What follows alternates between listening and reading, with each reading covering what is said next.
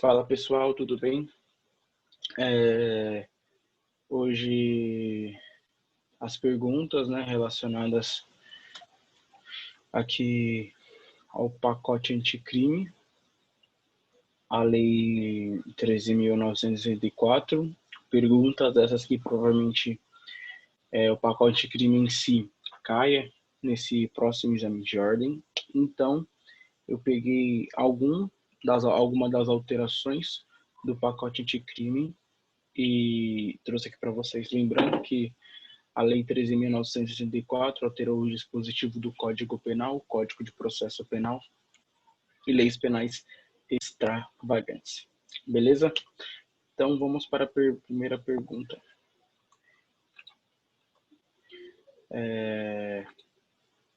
De acordo com a Lei de Execução Penal, Lei 7.210,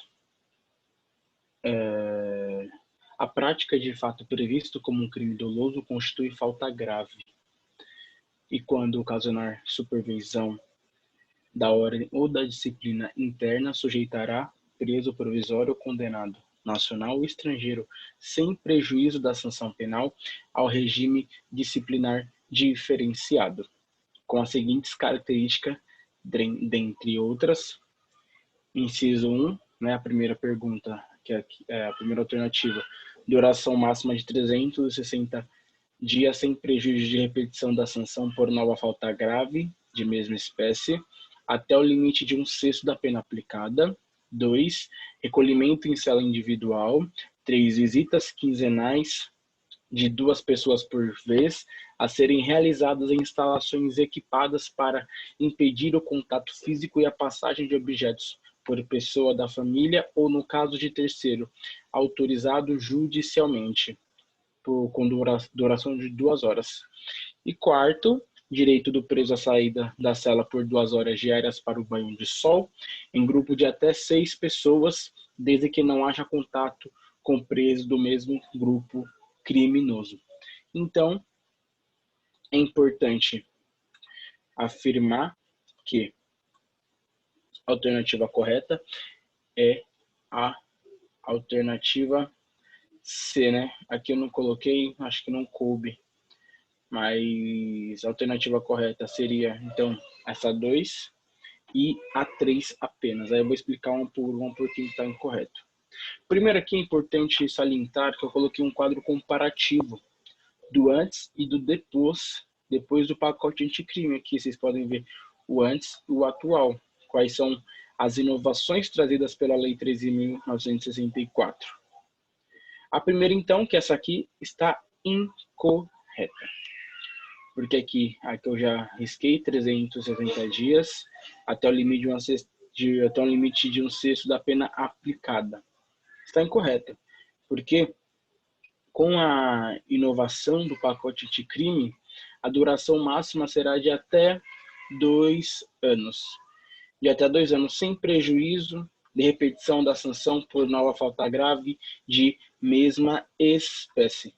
Aqui nós vemos alteração, aqui a alteração do pacote crime, aqui a não autorização, o texto antigo. A segunda, que está correta, recolhimento em cela individual, está de acordo com a Lei de Execuções Penais, né? Redação lá pelo pacote anticrime, mesma redação do quadro comparativo. Por isso que eu sempre vou falar, porque o pacote crime ele não vai trazer muitas inovações para essa prova do exame de ordem, porque ainda tem bastante polêmicas do pacote crime.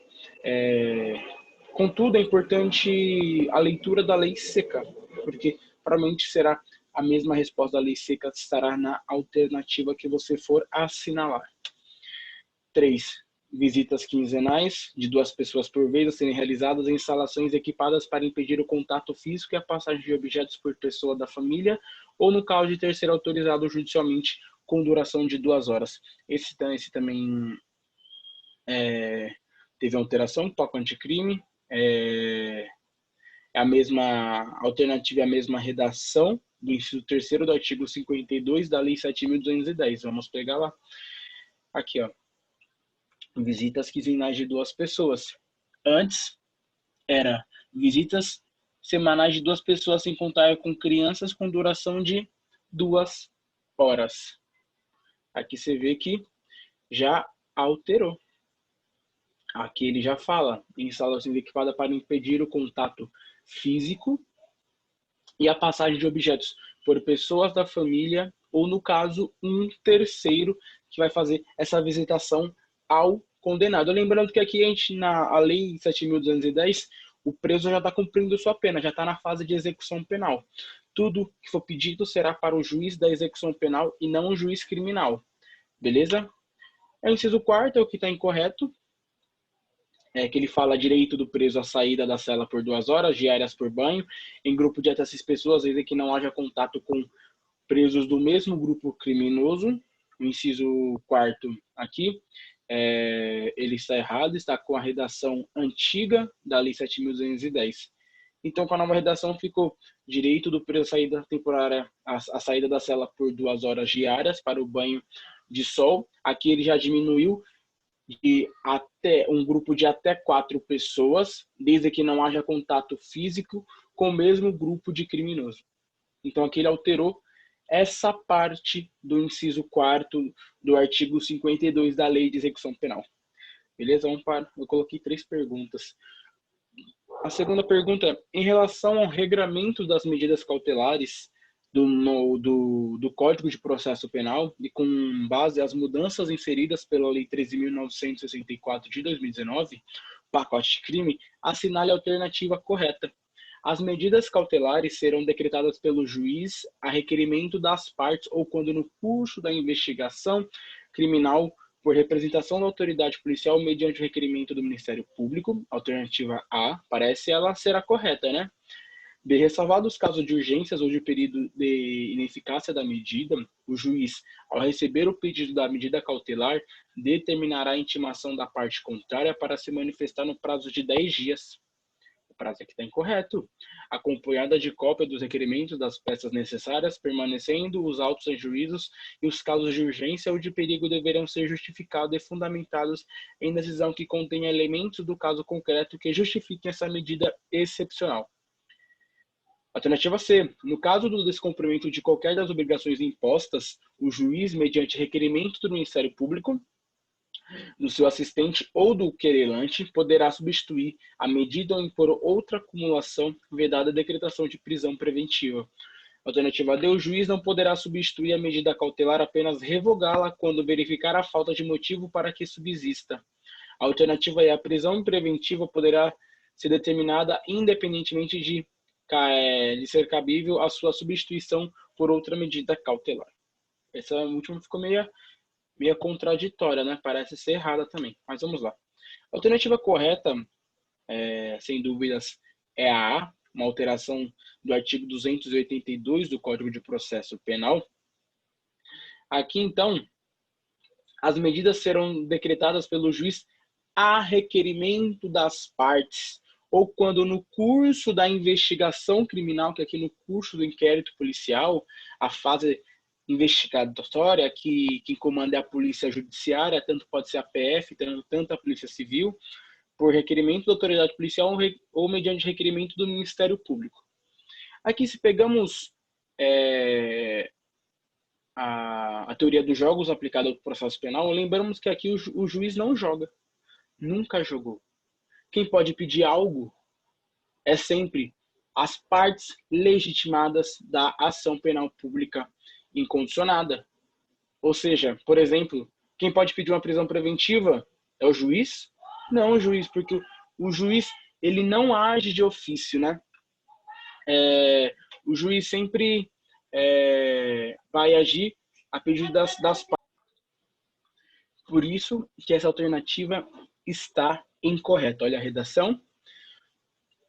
Antes as medidas cautelares serão decretadas pelo juiz de ofício. O juiz não pode mais agir de ofício em fase de investigação, em fase de ação penal. Se o juiz age, será uma nulidade.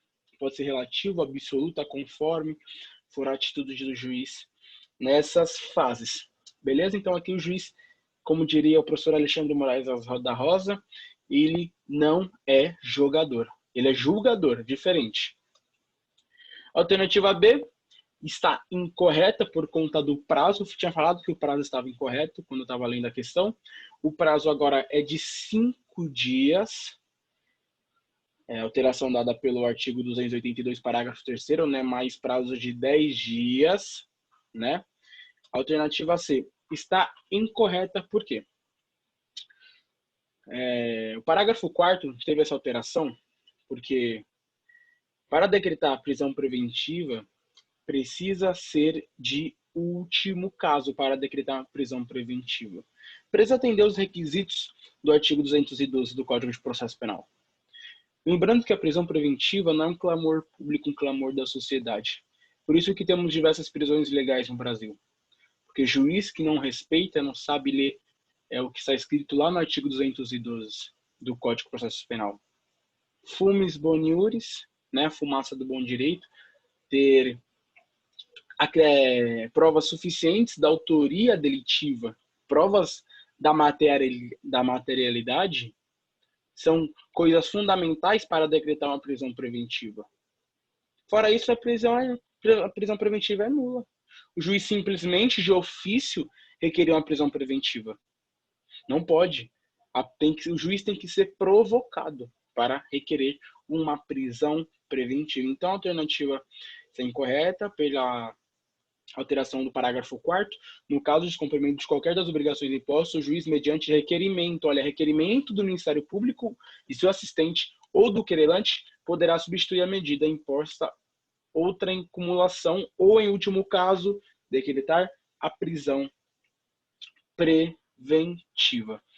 Beleza? Só ver se essa é o artigo.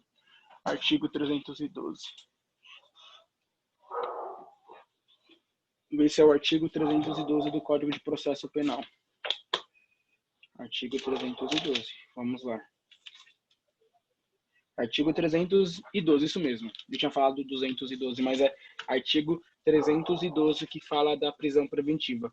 É sempre bom, né, falar desses artigos, porque teve uma grande inovação com o pacote de crime. Sempre também, no seu estudo, lê o artigo 316, que está sendo uma polêmica.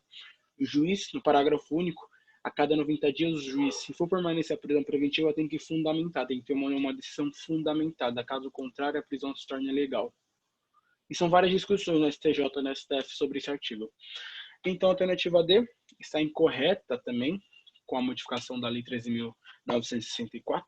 O juiz não poderá substituir a medida cautelar, apenas revogá-la quando verificada a falta de motivo para que subsista. Está incorreta também a alteração do parágrafo 5º do artigo 282 do Código de Processo Penal. O juiz poderá, de ofício ou a pedido das partes, revogar a medida cautelar ou substituí-la. Aqui ele agora poderá e substituí-la, quando verificar a falta de motivo para que subsista, bem como voltar a decretá-la se sobrevierem razões que a justifiquem. Beleza, galera?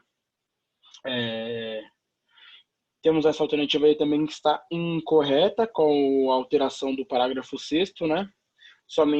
A prisão preventiva somente será determinada quando não for cabível a substituição por outra medida cautelar. Por isso que eu falei ali, ó. A prisão preventiva é sempre em último caso.